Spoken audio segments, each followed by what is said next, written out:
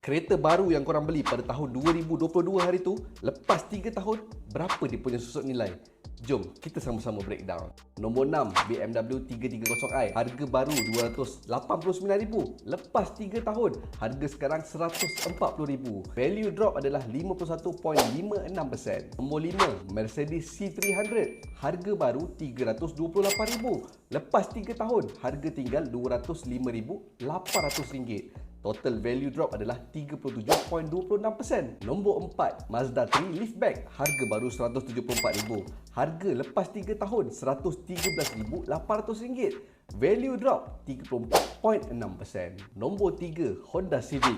Harga baru RM157,000. Harga lepas 3 tahun RM109,000. Total value drop 30.57%.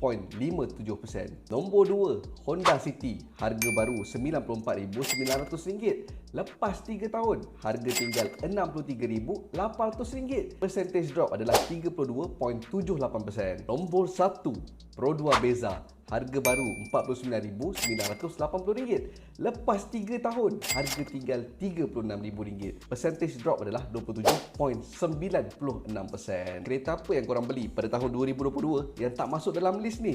Cuba korang komen.